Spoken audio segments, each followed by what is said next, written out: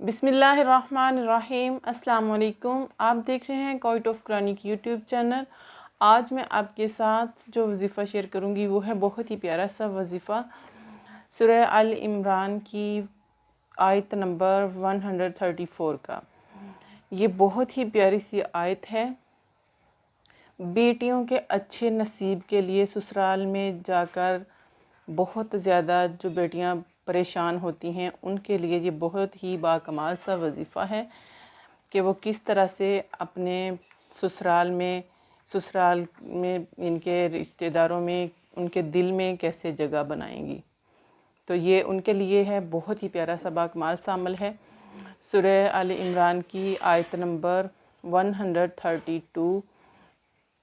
ابو سفیان بدر کے مقتولوں کا بدلہ لینے اور اپنی شکست کا بدنما داغ مٹانے کے لیے 3000 مسلح جنگ آزماؤں کا لشکر جرار لے کر مدینہ طیبہ میں چڑھائی کرنے کے لیے روانہ ہوا۔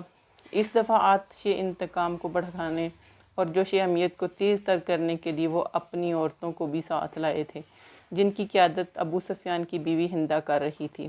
وہ شعر گا کر دف بجا کر ان کو اشتعال دلاتی تھی۔ جب وہ احد کے میدان میں خیمہ زن ہو گئی تو حضور صلی اللہ علیہ وسلم نے مشاورت طلب فرمائی۔ حضور صلی اللہ علیہ وسلم کی ان کے اکابر صحابہ کی رائے یہ تھی کہ مدینہ میں رہ کر ان کا مقابلہ کیا جائے۔ عبداللہ بن ابی، جسے پہلی بار مشورہ کے لیے دعوت دی گئی تھی، تو انہوں نے اس کی تائید کی، لیکن نوجوان طبقہ جو شوق شہادت سے بے تاب ہو رہا تھا، اس بات پر مصر نہ تھا کہ میدان میں نکل کر مقابلہ کیا جائے۔ ان کے وہ چاہتے تھے کہ آمنے سامنے مقابلہ ہو، تو کثرت سے ان کے زیادہ کی رائے یہی تھی، تو حضور صلی اللہ علیہ وسلم نے یہی فیصلہ فرما دیا اور خود زرہ پہن کر گھر سے باہر تشریف لائے پیارے نبی صلی اللہ علیہ وسلم، اور 1000 کی جمعیت کے ساتھ 7 شوال بروز سنچر 3 ہجری مدینہ طیبہ سے احد کی طرف روانہ ہوئے۔ تو اس میں ان کے راستہ میں ہی عبداللہ بن ابی اپنے 300 ہمراہیوں کے ساتھ الگ ہو گیا۔ اب مسلمانوں کی تعداد کفار کی تعداد سے 1/4 سے بھی کم ہو گئی۔ پہاڑ کی جانب پشت کی صفیں راستہ کی گئی۔ پہاڑ کی وہ گھاٹی جہاں سے دشمن کے اچانک حملہ آور ہونے کا خدشہ تھا، وہاں عبداللہ بن جبیر رضی اللہ تعالیٰ عنہ کو 50 سپاہیوں کے ساتھ متعین فرمایا اور انہیں تاکید کی گئی کہ ہمیں خواہ فتح ہو یا شکست، تمہیں ہر حالت میں یہاں ٹھہرے رہنا ہے، یہیں کہ ہلنا نہیں ہے، یہاں ادھر ہی رہنا ہے، فتح نصیب ہو یا نہ ہو، جو بھی ہو، لیکن آپ لوگوں نے اپنی جگہ سے نہیں ہٹنا۔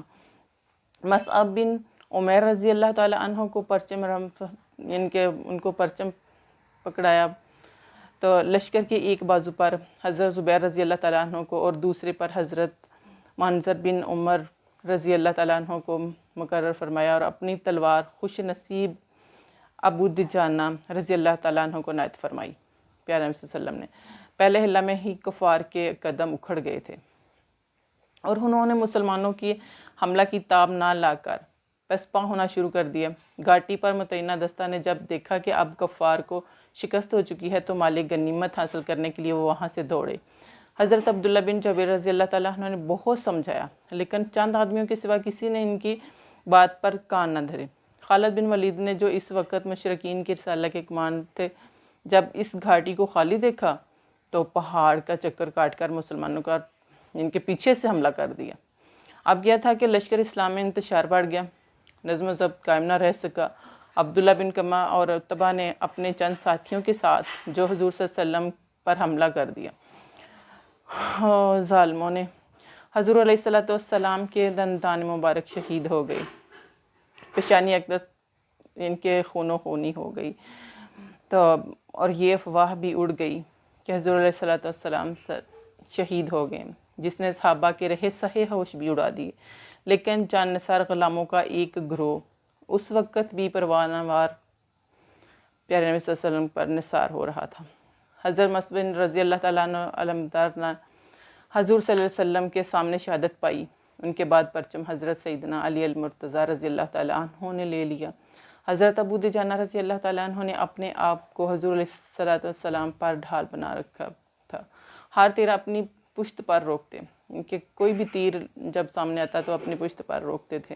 حضرت طلحہ رضی اللہ تعالیٰ عنہ تلوار کا ہر وار اپنے بازو پر روکتے تھے۔ حضرت ابوبکر صدیق، علی المرتضیٰ، ابو عبیدہ مالک بن سنان رضی اللہ تعالیٰ عنہ نے دشمن کے زبردست ریلے کو پیچھے ہٹایا۔ جب ادھر ادھر میدان جنگ میں کفار سے مصروف بیکار مسلمانوں کو حضور صلی اللہ علیہ وسلم کی سلامتی کی اطلاع ملی تو سب دوڑ کر حضور صلی اللہ علیہ وسلم کے ارد گرد جمع ہو گئے اور کفار پھر اپنے اونٹوں پر سوار ہو کر مکہ کی طرف روانہ ہو گئے۔ یہ درست ہے کہ اس کو کفار مکہ کی فتح نہیں کہا جا سکتا، لیکن اس میں بھی شک نہیں کہ مسلمانوں کو سخت نقصان اٹھانا پڑا تھا، اور 70 سے زیادہ جلیل القدر صحابہ شہید ہوئے تھے اس جنگ میں، جن میں حضرت سیدنا حمزہ اسد بھی تھے، جن کو وحشی نے پیچھے سے نیزہ مارا تھا۔ مسلمانوں کو جو یہ زخم اٹھانی پڑی تھی، اس کی ایک ہی بڑی وجہ تھی کہ انہوں نے اپنے رسول اور قائد کے حکم کی اطاعت میں تساہل کیا۔ اگر وہ دستہ گھاٹی پر جمع رہتا تو یہ المناک لا رونما نہ ہوتے۔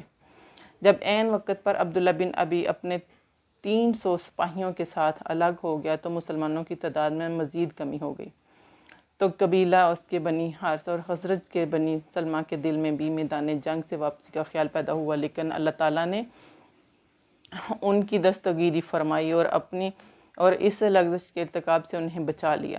حضرت جابر رضی اللہ تعالیٰ عنہ فرماتے ہیں کہ یہ آیت ہمارے حق میں نازل ہوئی اور ہم اس کے نزول سے بڑے خوش ہیں، کیونکہ ایک طرف ہمارے پھسل جانے کے خیال کا ذکر ہے تو ساتھ ہی اللہ ولیہما کی نوید جان پرور بھی ہے۔ سچے مومن سے اگر کسی خوشخبری کمزوری کے باعث کوئی غلطی سرزد ہونے لگتی ہے تو رحمت الہی اسے سنبھال لیتی ہے۔ شان کریمی یہ گوارا نہ کر سکی کہ اس کے محبوب کے سچے غلام ایسی لغزش کر بیٹھیں۔ تو یہ آیت جو تھی نا، ان کے بہت ہی پیاری سی یہ آیت ہے، اور اس آیت کا یہ جو عمل ہے یہ ان بہنوں کے لیے ہے جو سسرال میں جن کی کوئی عزت نہیں کرتا، سسرال میں جن کی کوئی قدر نہیں کرتا۔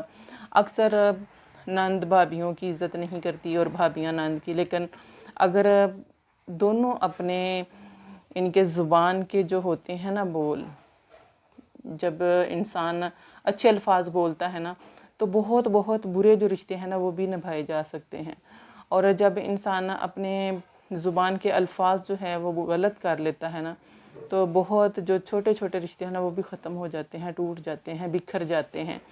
تو ان کے لیے کہ انسان کے اوپر ہر وقت شیطان سوار رہتا ہے، شیطان کا وار جو ہے وہ ہر وقت وہ دیکھتا ہے کہ کب میں وار کروں انسان پر، تو اس سے بچنے کے لیے جب ہر بیٹی ہر بہن اس آیت کو پڑھے گی نا تو غصہ اور ہر قسم کا جو ہے نا وہ ختم ہوتا جائے گا، اور وہ بہت زیادہ اچھی زندگی گزارے گی اپنے گھر میں، اپنے شوہر کے ساتھ، سسرال میں، اپنے نند کے ساتھ، ساس کے ساتھ، سسر کے ساتھ، بہن بھائی، ان کے سسرال میں جتنے بہن بھائی ہیں ان کے ساتھ بہت اچھے سے زندگی گزرے گی۔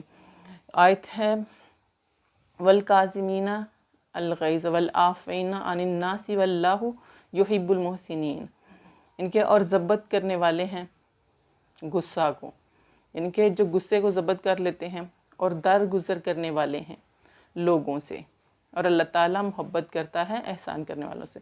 ان کے جب آپ غصے پر قابو پا لیں گے اور درگزر کریں گے تو اور اللہ تعالیٰ بہت زیادہ پسند کرتا ہے احسان کرنے والوں کو۔ ان کے جو اس طرح کے کام کرتے ہیں نا کہ غصے کو قابو کر لیتے ہیں، غصے کو قابو ان کے غصہ نہیں کرتے کسی بھی بات پر اور درگزر کرتے ہیں، تو اللہ تعالیٰ ایسے انسانوں کو پسند کرتا ہے۔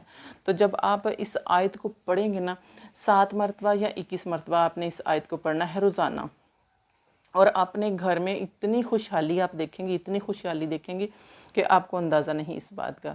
تو آپ نے اس آیت کو 7 مرتبہ یا ہر بیٹی ہر بہن ان کے بیٹیوں کے اچھے نصیب کے لیے سسرال میں جاتے ہی اس کو پڑھنا شروع کریں۔ شوہر بہت زیادہ پیار کرے گا، سسرال میں بہت زیادہ محبتیں ملیں گی، بہت زیادہ آپ کو قدر کی نگاہ سے دیکھا جائے گا، بہت زیادہ آپ کا احترام کیا جائے گا اور بہت ہی زیادہ آپ کی قدر کی جائے گی سسرال میں۔